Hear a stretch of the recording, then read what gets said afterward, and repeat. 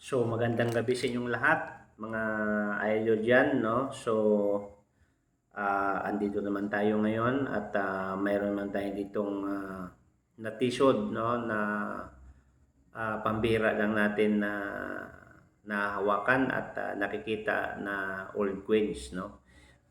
Yan ang topic natin ngayon na mga idol, no? Pag-uusapan naman natin ngayon yung aking ibabahagi sa inyo at aking i-share, no, yung isang collecting coins ko ngayon at hawak ko. At ito yung uh, Philippine 1 piso uh, US coins, no, United States of America. Ayan ang pag-uusapan natin ngayon, mga idol. Mga idol, kung kayo ay baguhan pa lang sa aking channel, kung magugustuhan mo tong video na to, please like, paki-subscribe at paki-pindot na rin ang notification bell para lagi tayong updated sa ating mga ipapalabas na mga video. So, una sa lahat, nagpapasalamat ako sa lahat ng nag-subscribe sa ating bagong channel, Bagong Pilipinas, Bagong Mukha. Dahil ang ating layunin dito ay ipakilala sa ating mga kababayan ang mga iba't ibang uri ng mga old queens at iba't ibang mukha na makikita natin. At mayroon namang magkapareho ang mukha pero iba-iba naman yung nakalagay na date. So, mga idol, so welcome uli, no, sa ating munting YouTube channel, no?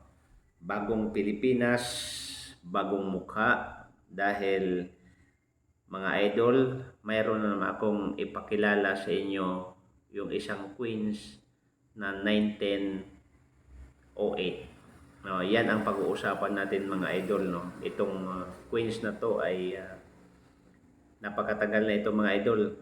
Siguro hindi ko nagkamali kung ating itotal, no, nung simula nung ginawa ito nung 1908, so hanggang ngayon siguro mga 113 o 114 years na ito, mga idol. So ibig sabihin, itong queens na hawak-hawak ko ngayon, mga idol, ayan, maya-maya i-focus ko ang video na to.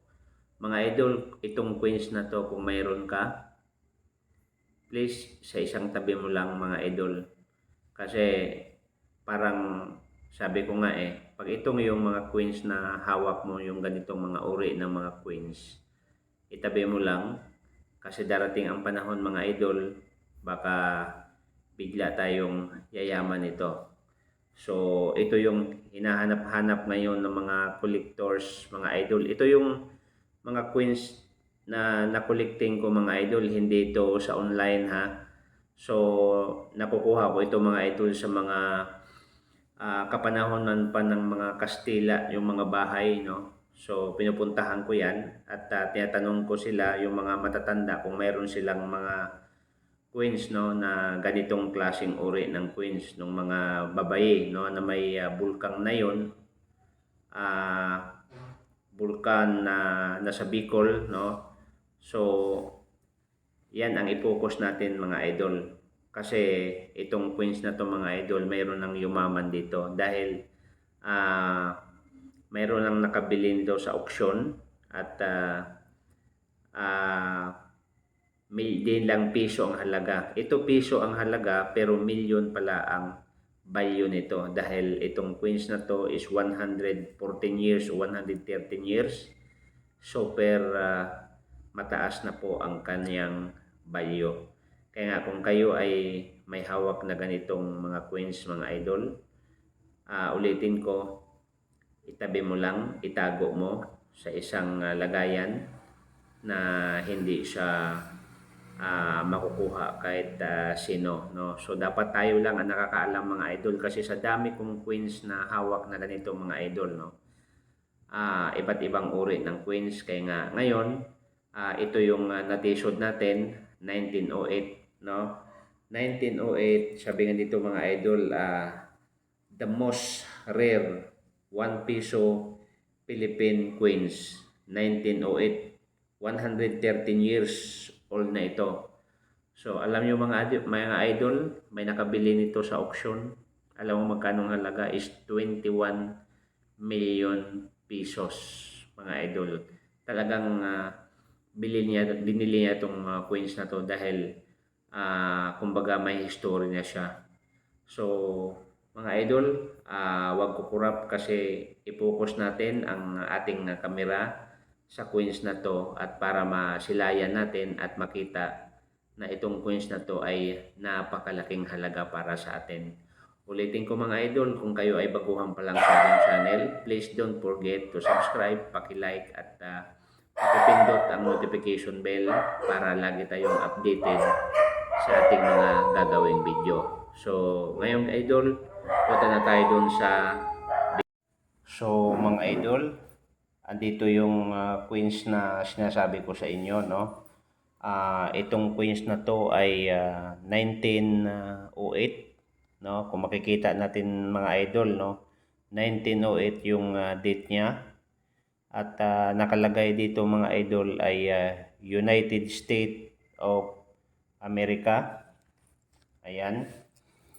United States of America, no? So yan po ang kanyang nakapangalan nyo, yung agila, no? So mga idol, itong coins na to, alam nyo ba nung kapanahonan pa ng papa ko, nakikita ko to sa kanila.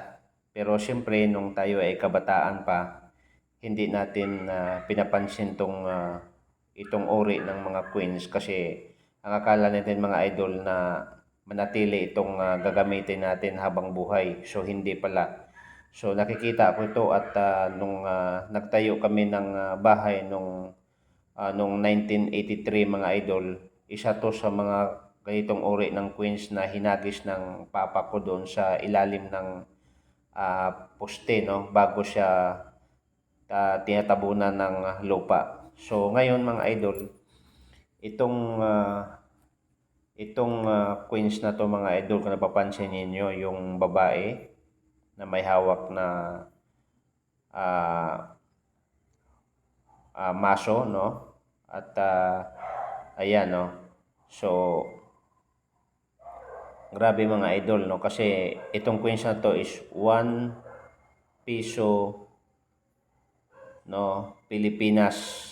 Ayan, isang Liberty, no? So ang date po niya ay 1908, no? So kung tingnan natin mga idol, yan sa gilid ng ano na yan, ng babae na yan, yan po yung bulkang Mayon Volcano ng Bicol, no? So yan po. So ibig sabihin mga idol, napakatagal na pala itong barya na to, no? So 1908. Ayan. Nakita naman natin mga idol, no, yung agila, no, yung guhit ng coins na yan. Ayan, yung guhit niya. So uncirculated pa mga idol, no. Maganda pa ito. Hindi ko siya nilinisan dahil sa sobrang tagal niya, pero hindi siya lumilibad, no. So makintab pa rin siya because of 90% of silver ito mga idol, no. So alam niyo ba mga idol, itong coins na ito ay the most rare 1 peso Philippine coins 1908. 113 years na ito mga idol, 114 years na ito.